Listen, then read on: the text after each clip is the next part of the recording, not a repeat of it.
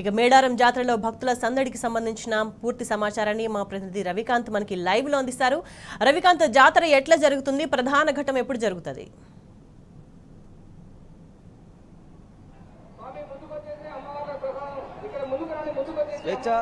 సమ్మక్క తరలి రావడమే మేడారం సమ్మక్క సారలమ్మ జాతరలో ప్రధాన ఘట్టము, కీలక ఘట్టంగా చెప్పుకోవాల్సి ఉంటుంది.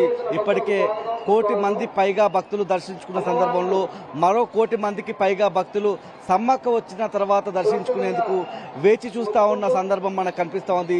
మనం చూసినట్టయితే భక్తజన సందోహం మధ్య మేడారం జాతర మనకు కనిపిస్తూ ఉంది.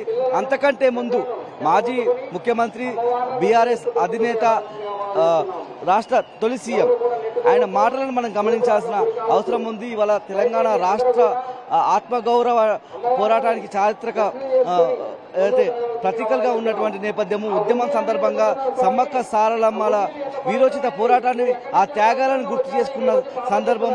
అలాంటి నేల ఉమ్మడి వరంగల్ జిల్లాకు సంబంధించి ఇక్కడే ఉంటుంది. గోదావరి కావచ్చు, సమ్మక్క సారలమ్మలకు సంబంధించిన చరిత్ర, ఉమ్మడి వరంగల్ జిల్లాకు సంబంధించిన చరిత్ర. ఈ సందర్భంగానే సమ్మక్క సారలమ్మ జాతర సందర్భంగా తొలి సీఎం, తెలంగాణ తొలి ముఖ్యమంత్రి శుభాకాంక్షలు తెలిపిన సందర్భాన్ని మనం గుర్తు చేసుకోవాల్సిన అవసరం ఉంది.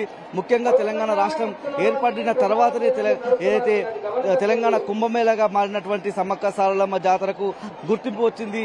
కేసీఆర్ గారు సీఎంగా ఉన్నప్పుడు ఈ జాతరకు నిధులు కేటాయింపు విషయంలో కానీ అనేక సందర్భాల్లో ఈ జాతరకు చేసిన శాశ్వత ప్రాతిపదికకు సంబంధించిన నిర్మాణాలకు సంబంధించిన ఈ అంశాలు కావచ్చు, ఇప్పటికీ మనం ఇక్కడికి వచ్చినటువంటి ప్రజలంతా కూడా గుర్తు చేసుకుంటా ఉన్నారు. ఇవాళ నీటి సమస్య ఎదుర్కొంటా ఉంది జాతర అంతా కూడా. అలాంటి సందర్భాన్ని కూడా భక్తులు గుర్తు చేసుకుంటా ఉన్న సందర్భాన్ని మనం చూస్తా ఉన్నాము. 2 ఏళ్లకోసారి జరిగే మేడారం జాతర ఆసియా ఖండంలోనే అతిపెద్ద అడవి బిడ్డల జాతరగా, తెలంగాణ కుంభమేళగా ప్రసిద్ధిగాంచిందని తొలి సీఎం, తెలంగాణ తొలి సీఎం కేసీఆర్ గారు చెప్పిన సందర్భాన్ని ఈ సందర్భంగా మనం గుర్తు చేసుకోవాలి. దాంతోపాటు తెలంగాణ రాష్ట్ర సాధన ఉద్యమంలోనూ ఈ ఆత్మగౌరవ ప్రతీకలుగా ఉన్నటువంటి సమ్మక్క సారలమ్మల స్ఫూర్తి కొనసాగిందన్న అంశాన్ని, ఆ పోరాట సమరం, వాళ్ళ పోరాటం అనేది ఈ చారిత్రక గడ్డ మీద ఇమిడి ఉందన్న అటువంటి అంశాన్ని కూడా కేసీఆర్ గారు ఇవాళ చెప్పడం జరిగింది. అంతేకాదు, ఒకనాడు కల్లోలిత ప్రాంతంగా ఉన్న నేపథ్యంలో, సమైక్య పాలకుల నేపథ్యంలో ఇక్కడ ఈ జాతరకు తగినంత గుర్తింపు దక్కలేదనేది అక్షర సత్యంగా మనం చెప్పుకోవాల్సి ఉంటుంది. అయితే మేడారం సమీపంలోనే గోదావరి ఇక్కడే ఈ ప్రాంతంలోనే పారుతుంది. అయితే ఇదంతా కల్లోలిత ప్రాంతంగా ఉన్న నేపథ్యం, గోదావరి తలాపున పారుతున్న వరంగల్ జిల్లాకు నీళ్లందరి సందర్భాన్ని కూడా మనం చూసిన నేపథ్యము. ఇవాళ తెలంగాణ రాష్ట్రం ఏర్పడిన తర్వాత తొలి సీఎం కేసీఆర్ గారి నేతృత్వంలో ఈ ప్రాంతం అంతా కూడా పచ్చబడ్డదన్నది కూడా అక్షర సత్యంగా మనం చెప్పుకోవాల్సి ఉంటుంది. ఈ ప్రాంతం సస్యశ్యామలమనే కాదు, ఇక్కడి ప్రజల జీవితాల్లో స్వాంతం నింపిందని మనం చెప్పుకోవాల్సి ఉంటుంది. రాష్ట్ర నలుమూలల నుంచి దేశవ్యాప్తంగా తల్లుల దర్శనార్థం కోట్లాదిగా వచ్చే భక్తులకు ఎటువంటి అసౌకర్యం కలగకుండా వసతులు కల్పించాలని ప్రభుత్వానికి బీఆర్ఎస్ అధినేత కేసీఆర్ గారు సూచించడం కూడా జరిగింది. ఎందుకంటే ఇప్పటికే కోట్లాది మంది భక్తులు, అంటే ఇప్పటికే 1 కోటి మంది భక్తులు దర్శించుకుంటున్న నేపథ్యంలో జంపన్న వాగు దగ్గర నీటి కొరత ఉన్న నేపథ్యం, అక్కడ మురుగునీటిగా మారిన నేపథ్యం మనం చెప్పుకోవాల్సి ఉంటుంది. జాతర సందర్భంగా భక్తులైతే తాగునీటి కావచ్చు, ఇతరేతర సమస్యలు ఫేస్ చేస్తున్న నేపథ్యంలో ఒక ప్రభుత్వానికి ఆయన సూచన చేయడం కూడా జరిగింది. అంతేకాదు, తెలంగాణ ప్రజల జీవితాల్లో సుఖ సంతోషాలు నిండాలని చూడాలని వనదేవతలను కేసీఆర్ గారు ప్రార్థించడం కూడా మనం చూస్తా ఉన్నాం. ఇంకా జాతర విషయానికి వస్తే, మేడారం సమ్మక్క సారలమ్మ జాతరలో సమ్మక్క రావడమే ప్రధాన ఘట్టం, కీలక ఘట్టంగా మనం చెప్పుకోవాల్సి ఉంటుంది. ఇప్పటికే అంటే 2 ఏళ్లకోసారి జరిగే జాతరకు సంబంధించి సమ్మక్క ఎప్పుడెప్పుడా అని ఎదురు చూస్తున్న సందర్భాన్ని కూడా మనం చూస్తున్నాము. ఆ ఘట్టం కూడా, ఆ గడియలు కూడా కాసేపట్లోనే రానున్నాయి. భక్తులంతా కూడా ఆ సందర్భం కూడా ఎదురు చూస్తా ఉన్న సందర్భాన్ని మనం చూస్తా ఉన్నాము. ఇప్పటికే ఎవరైతే సమ్మక్కను తీసుకొచ్చేటువంటి ప్రధాన పూజలు, ముఖ్యంగా కుంకుమ భరణ రూపంలో ఉన్నటువంటి సమ్మక్కను కొక్కెర, అంటే కొక్కెర కృష్ణయ్య తీసుకొస్తా ఉంటారు. ఇప్పటికే వాళ్ళంతా కూడా కొక్కెర వంశం సంబంధించిన ఒకరు, చందా వంశానికి సంబంధించిన మరొకరు, సిద్ధబోయిన వంశానికి సంబంధించి 3 మాత్రమే పైకి నెమలి నార చెట్టు కింద సమ్మక్క అదృశ్యమైంది. అక్కడే అమ్మవారు అదృశ్యం అయిన సందర్భంలో ఆకాశవాణిగా వినిపించిన నేపథ్యాన్ని కూడా మనం చారిత్రక ఈ జాతర సందర్భంగా మనం చెప్పుకుంటా ఉంటాము. అక్కడికి వెళ్ళినటువంటి ఈ ముగ్గురు ప్రధాన పూజారులు ఎవరైతే ఉంటారో వీళ్ళ కోసం అధికార యంత్రాంగం అంతా కదిలి వెళ్తుంది. కలెక్టర్ కావచ్చు, ప్రజాప్రతినిధిగా ఉన్న వాళ్ళు కావచ్చు, ఎస్పీ వీళ్ళందరూ వెళ్ళి వాళ్ళని తీసుకురావడానికి చిలకల గట్టు దగ్గరికి వెళ్ళిన సందర్భంలో ఈ చందా వంశీయులు, అదేవిధంగా కొక్కెర సిద్ధబైన ఈ వంశస్థులందరూ కూడా ఈ ముగ్గురు కాక మిగిలిన వాళ్ళందరూ కూడా గుట్ట దగ్గర వేచి ఉంటారు. వీళ్ళు వచ్చే సందర్భంలో పెద్ద ఎత్తున ఘన స్వాగతం పలుకుతూ ఉంటారు. ఈ సందర్భానికి అంతా కూడా ఆ గడియలు దగ్గర పడతా ఉన్నాయి. 6 గంటల తర్వాత సమ్మక్క చిలుకల గుట్ట నుంచి బయలుదేరి రానుంది.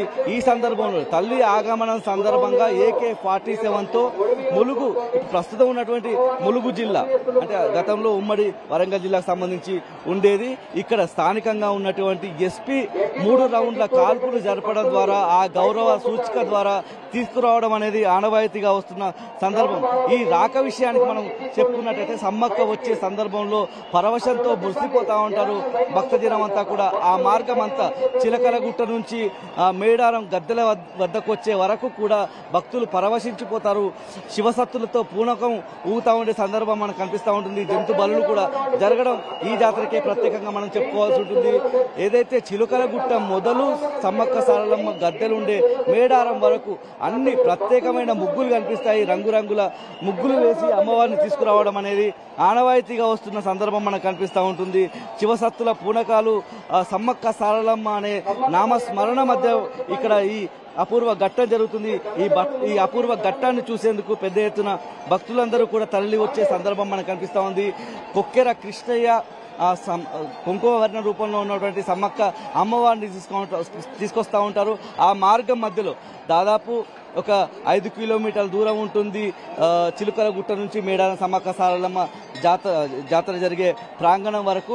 ఈ మార్గం మధ్యలో ఎదురుకోళ్లకు సంబంధించినటువంటి ఒక గుడి ఉంటుంది. ఆ గుడి దగ్గర ఆగుతారు. ఆ ఆగిన తర్వాత మళ్ళీ వీళ్ళ ఏదైతే తీసుకురావడం, అమ్మవారిని తీసుకురావడం అనేది ప్రక్రియ వస్తుంది. ఇక్కడ ఆనవాయితీగా వస్తున్న సందర్భము. ఈ నేపథ్యంలోనే 3 అంచెల భద్రత కూడా మనకు కనిపిస్తూ ఉంటుంది. భక్తులు సమ్మక్క వచ్చే టైం అనేది చాలా కీలకంగా ఉంటుంది. భక్తులు అమ్మవారిని తీసుకొచ్చే ప్రధాన పూజారులను తాకడానికి ప్రయత్నిస్తూ ఉంటారు. అలాంటి సంఘటనలు చోటు చేసుకోకుండా 3 అంచెల భద్రత కూడా ఏర్పాటు చేయడం జరిగింది. మనం చూసుకోవచ్చు. నిన్న సారలమ్మ 12 గంటల తర్వాత రావడం అనేది ఇదే తొలిసారిగా చెప్పాల్సి ఉంటుంది. రోజు మారాక రావడం అనేది కూడా ఇదే తొలిసారిగా మనం చెప్పుకోవాల్సి ఉంటుంది. ఈసారి సమ్మక్క కూడా వచ్చే గడియలు దగ్గర పడ్డప్పటికీ ఈ యాత్రగా వాళ్ళంతా కాలినడకలు రావాల్సి ఉంటుంది.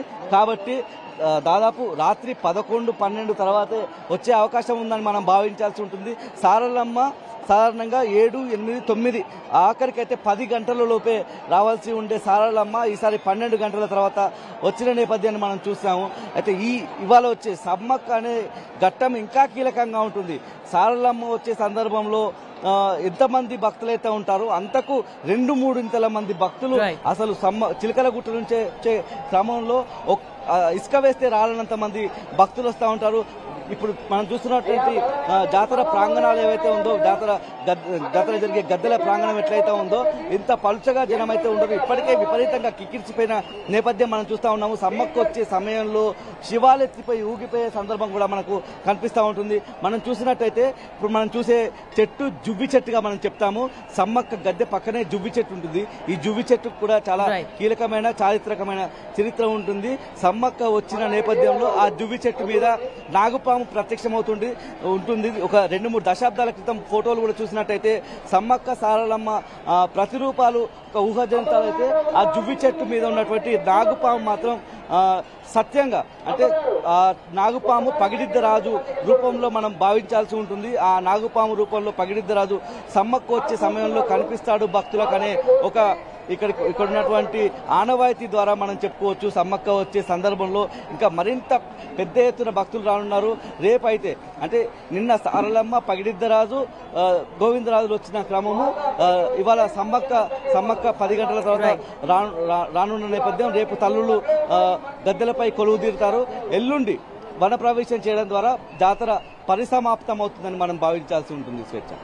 రవికాంత్.